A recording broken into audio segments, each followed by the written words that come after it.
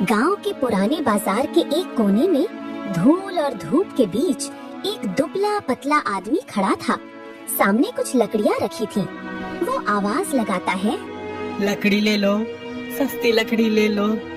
पर घंटों बीत गए, कोई रुककर देखने तक नहीं आया। उसका चेहरा थकान और मायूसी से झुक गया। लगता है आज भी भूखा रहना पड़ेगा। घर पहुंचकर वो मिट्टी के बर्तन में झांकता है। अंदर कुछ नहीं, न एक दाना चावल, न एक रोटी का टुकड़ा। माँ, अगर आप होती ना तो आज भूखा नहीं सोता। पिताजी, आप कहते थे मेहनत करने वाला कभी भूखा नहीं रहता, लेकिन देखो ना, आज भी पेट में कुछ नहीं है। वो तस्वीर को ऐसे देखता है जैसे जवाब मिलने की उम्मीद हो। उसकी आंखों में आंसू भर आते हैं। थकान और भूख से वो वहीं फर्श पर लेट जाता है और नींद में जाने से पहले बस इतना कहता है, हे भगवान, ये जिंदगी कब बदलेगी।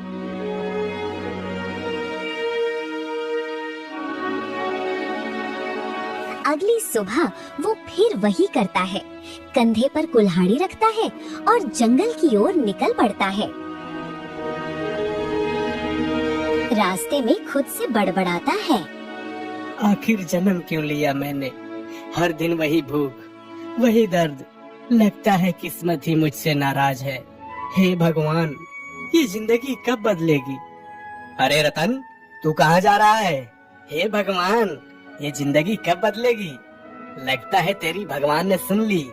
चल अब मेरा कर्जा चुका दे। साहूकार जी, अभी तो हालत बहुत खराब है। लकड़ी बेचूंगा तो दे दूंगा, बस थोड़ा वक्त और दे दीजिए। वक्त? मैंने जो तुझे पैसे दिए थे उस पर अब 30% का ब्याज चढ़ गया है। या तो अभी चुका दे या फिर मेरे सिपाही तेरी हड्डियां तोड़ देंगे। रतन घबरा जाता है, हाथ जोड़कर कहता है, ऐसा मत कहिए साहूकार जी, जितना कहेंगे उतना दे दूंगा, बस थोड़ा वक्त और चाहिए। हाँ, अब सही समझा ना। चल निकल यहाँ से, और याद रख, अगली बार खाली हाथ मत दिख जाना। रतन की आंखों में आंसू भर आए। अपमानित रतन चुपचाप चलता जा रहा था। धूप तेज थी, पैर थक चुके थे, मगर मन उससे भी ज्यादा बोझिल था। तभी, अरे गंगा काकी, आप यहाँ क्या कर रही हैं? अरे रतन बेटा, भगवान भला करे तेरा। कहाँ जा रहा है इस धूप में? जंगल की तरफ जा रहा हूँ काकी, लकड़ी काटने। घर में कुछ बचा नहीं है। अरे बेटा, तूने कुछ खाया भी है या नहीं? कहाँ काकी, आज भी किस्मत ने खाली बर्तन ही दिखाए हैं। देख बेटा, मेरी मान तो आज शादी कर ले। एक औरत घर में होगी तो तुझे वक्त पर रोटी देगी और तेरी लकड़ियाँ बेचने में मदद भी करेगी। जिंदगी अकेले नहीं कटती रतन। काकी, मेरी हालत देखकर कौन अपनी बेटी देगा। चलो, भगवान जब चाहेगा तब सही वक्त आ जाएगा। ठीक है बेटा, भगवान तेरा भला करे। जा, आज थोड़ी जल्दी लौट आना। जरूर काकी, आप अपना ध्यान रखना। रतन मुस्कुराता हुआ जंगल की ओर बढ़ गया। रतन जंगल की तरफ धीरे धीरे बढ़ रहा था। तभी उसकी नजर दूर किसी बूढ़े आदमी पर पड़ी। एक बाबा ध्यान में बैठे हुए, साधु पहनावे में, शांत और सुस्त धूप में जैसे पिघल रहे हो। ये जरूर कोई तपस्वी होंगे। शायद उनसे अपनी बात कर लेनी चाहिए। प्रणाम बाबा। प्रणाम बेटे, तुम धर्मलोहार के बेटे हो। धर्मलोहार? आप मेरे पिता के बारे में कैसे जानते हैं? वो तो बहुत समय पहले चले गए थे। मैं बहुत कुछ जानता हूँ बेटा, वो बातें जो लोग जमाने से छुपा लेते हैं। पर सुनो, जब तुम लकड़ी काटने और बेचने के काम में ही लगे रहोगे तो तुम्हारी परेशानी कभी कम नहीं होगी। पर बाबा, वही तो मेरा पेट चलाता है। मैं जंगल जाऊंगा, लकड़ी काटकर बेचूंगा, इससे तो किसी तरह गुजर बसर हो ही जाता है। घर जाओ और वही बंद कमरा खोलो जिसे तुम्हारे पिताजी ने सख्ती से बंद कर रखा है। वहाँ के पुराने औजार और हथियार निकालकर लोहार का काम फिर से शुरू करो। कमरा खोलना पर पिताजी ने कहा था कि वह बंद रखें। उन्होंने मना किया था कि कोई नहीं खोलेगा। बेटा, मांगना और मना करना अलग बात है। मना डर से होता है और मांग किस्मत बदलने की हिम्मत से। अगर तुम मेरी बात मानोगे तो तुम्हारे सारे दुख धीरे धीरे कम होंगे। मेहनत और हिम्मत से नसीब बदलता है और एक दिन लोग तुम्हारे बदलते भाग्य पर हैरान रह जाएंगे। और हाँ, तुम्हारे नसीब में तो राजा बनना लिखा है। क्या बाबा, राजा बनना? आप मजाक कर रहे हैं क्या? मेरे आस पड़ोस वाले लोग भी मुझ पर हंसते हैं। कहते हैं ये लोहार का बेटा रतन लकड़ियां बेचकर जीता है। और आप भी मेरे से मजाक कर रहे हैं। मैं मजाक नहीं करता बेटा। सच्चाई तब भी सच्चाई है जब वो अजीब लगे। मैं तुम्हें सिर्फ रास्ता दिखा रहा हूँ, चलना तुम्हें होगा। और अगर मैं गया और कमरे को खोला तो क्या होगा?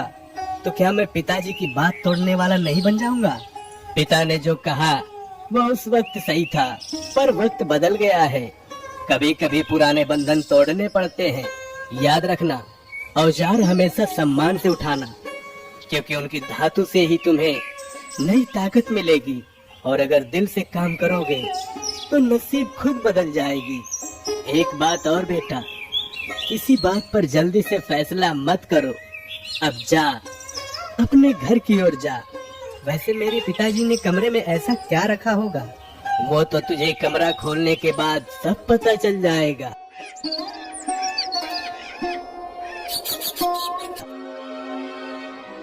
फिर रतन वापस अपने घर आ जाता है। बाबा की बातें रतन के मन में गूंजती रहीं। शाम का वक्त था।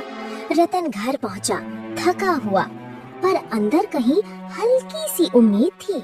रतन के कदम उस कमरे की ओर बढ़ने लगे। वही कमरा जिसे उसके पिताजी ने हमेशा मत खोलना कहा था। बाबा ने कहा था, इस कमरे में मेरी तकदीर छुपी है। अगर पिताजी ने मना किया था तो क्या कोई कारण नहीं होगा? जैसे ही दरवाजा खुला, रतन ने देखा सामने एक बड़ी सुंदर मूर्ति थी। मूर्ति किसी राजकन्या की तरह लग रही थी। उसके चेहरे पर मुस्कान, आंखों में जैसे जीवंत चमक। पास ही कुछ लोहे के बर्तन और तलवार पड़ी थी और कोने में एक पुरानी भट्टी और धौंकनी रखी थी जिस पर जंग लगी थी। हे भगवान, ये सब क्या है? पिताजी ने तो कहा था यहाँ कुछ भी नहीं है, पर ये मूर्ति और ये भट्टी, इसके पास इतने सारे सामान रखे पड़े हैं। मूर्ति की आंखें इतनी सुंदर थीं कि ऐसा लगता था जैसे वो कुछ कहना चाहती हो। रतन ने कांपते हुए हाथ से मूर्ति के गाल को छुआ। ठंडी थी, पर एहसास ऐसा कि जैसे जिंदा हो। पिताजी, आपने मुझे यहाँ आने से क्यों रोका? तुम सुन सकती हो क्या? शायद नहीं, पर अगर तुम सुन पाती तो मैं एक बात बताता कि मैं कितना थक गया हूँ। हर दिन भूखा सोता हूँ। मेरी हंसी उड़ाई जाती है। वो कमरा अब रतन के लिए एक रहस्य बन चुका था। वो मूर्ति कुछ नहीं बोलती।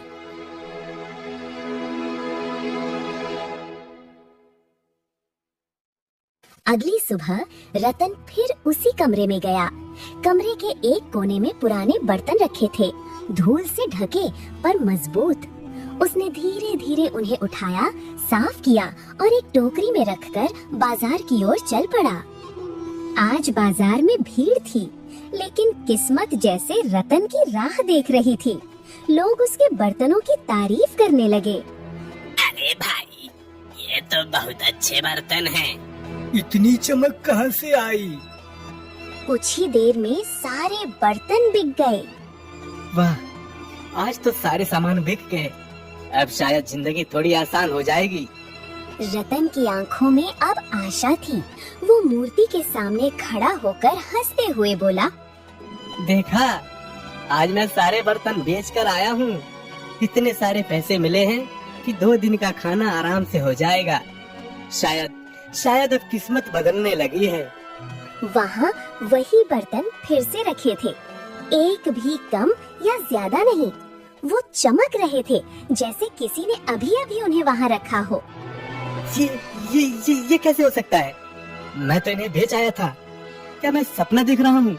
जरूर इसमें कोई बात है, कोई रहस्य है इन बर्तनों में। शायद ये किसी तरह का वरदान हो सकता है।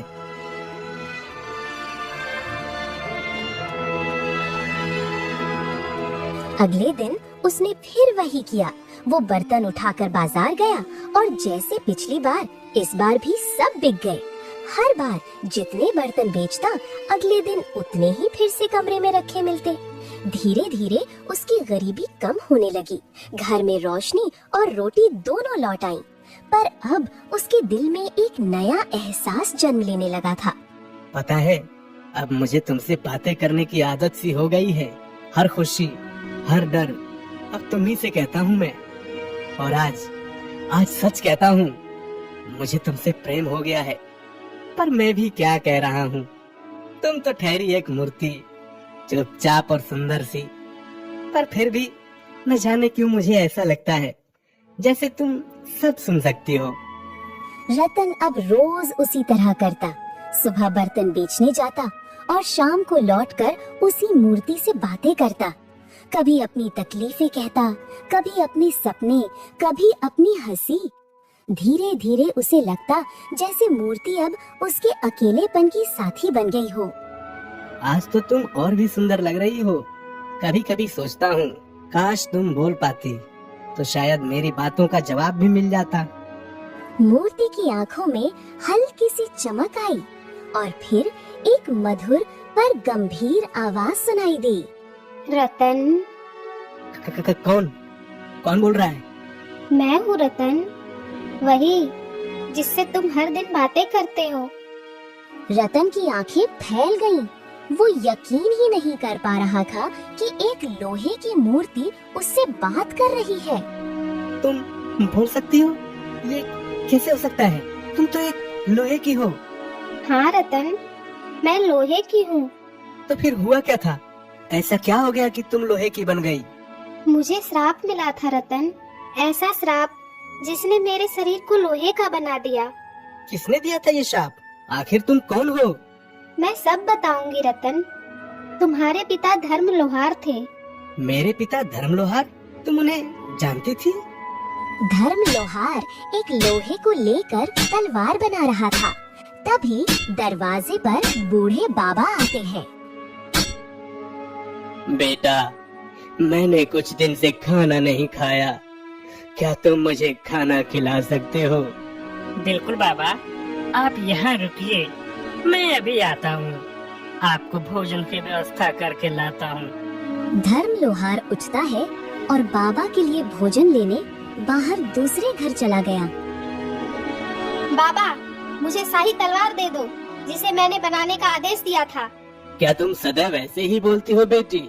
तुम्हें इससे क्या, तुम अपना काम देखो। नहीं तो तुम क्या कर लोगी? तुम्हारा सर धड़ से अलग कर दूंगी। इतना सुनते ही बाबा गुस्से से भर उठते हैं। उनकी आंखों में आग सी उभरती है। जा, मैं तुझे श्राप देता हूँ। तू अब लोहे की मूर्ति बन जाएगी और तू आजीवन इसी अवस्था में रहेगी।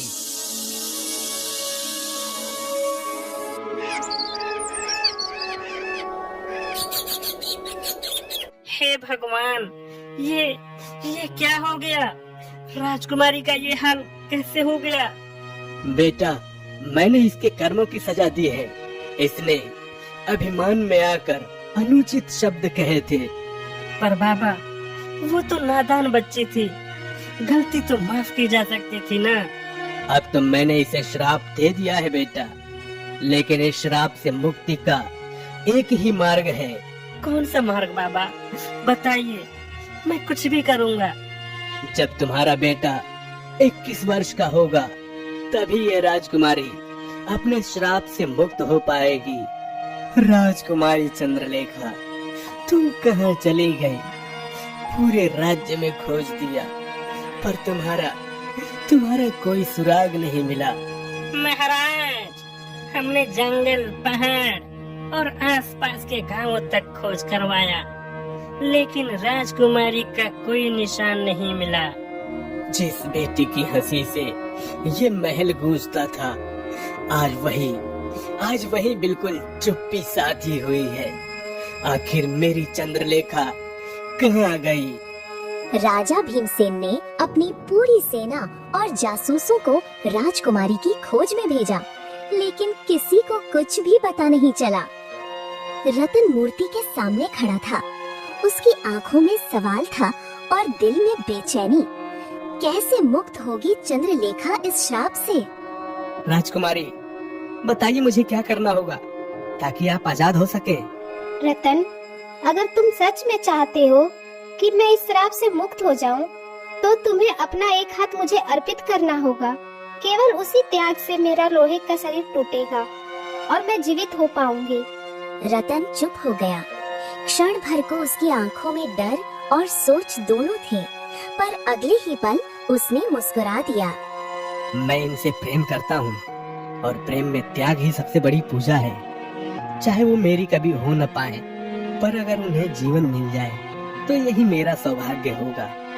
वो आगे बढ़ा, धीरे से अपना दाया हाथ मूर्ति के पास लाया, आंखें बंद की और पूरा विश्वास लेकर बोला, हे ईश्वर, मेरी ये भेंट राजकुमारी की मुक्ति बने। क्षण भर में मूर्ति के रंग बदलने लगे। लोहे की जगह अब सोने जैसी आभा थी और फिर उसी तेज रोशनी से मूर्ति के भीतर से निकली जीवित राजकुमारी चंद्रलेखा। रतन, तुमने मेरे लिए अपना हाथ त्याग दिया। तुम्हारी मुस्कान ही मेरा हाथ है राजकुमारी। वही बाबा जो पहले श्राप देने आए थे, अब फिर से उसी कमरे में प्रकट हो गए। रतन बेटा, तेरे इस त्याग ने वो कर दिखाया है जो किसी तपस्या से भी नहीं हो पाता। तूने निस्वार्थ प्रेम की मिसाल दी है, इसलिए मैं तेरा ये हाथ वापस करता हूँ। बाबा आशीर्वाद का हाथ उठाते हैं। एक तेज किरण रतन के हाथ पर गिरती है और वो हाथ फिर से वैसा ही हो जाता है। बाबा, मेरा हाथ, ये तो फिर से ठीक हो गया। धीरे धीरे बाबा की आकृति धुंधली होने लगती है और वो प्रकाश में विलीन हो जाते हैं। रतन और राजकुमारी चंद्रलेखा दोनों राजमहल पहुँचे। कई सालों बाद राजकुमारी अपने पिता के सामने खड़ी थी। चंद्रलेखा, मेरी बेटी, तुम सच में लौट आई। कहाँ चली गई थी तुम इतने वर्षों तक? मैंने कहाँ कहाँ नहीं ढूंढा। पिताजी, मुझे बाबा के शराप से लोहे की मूर्ति बनना पड़ा था, और अगर रतन न होता तो मैं आज तक उस श्राप में बंधी रहती। राजकुमारी ने सब कुछ बताया, कैसे रतन ने अपनी मेहनत, सच्चाई और प्रेम से उसे मुक्त किया। बेटा, तुमने जो किया वो किसी योद्धा के बस की बात नहीं थी। ये तो एक सच्चे इंसान का काम है। तुमने न केवल मेरी बेटी को बचाया है, बल्कि उसका मान भी रखा है। पिताजी, मैं रतन से विवाह करना चाहती हूँ। महल में कुछ क्षणों तक सन्नाटा रहा, फिर महाराज मुस्कुराए। वो मुस्कान जिसमें पिता का गर्व और इंसानियत दोनों थे। अगर मेरी बेटी का सुख रतन के साथ है तो मुझे कोई आपत्ति नहीं है। आज से रतन न केवल मेरा दामाद रहेगा, बल्कि मैं इस राज्य का इसे नया महाराज भी घोषित करता हूँ।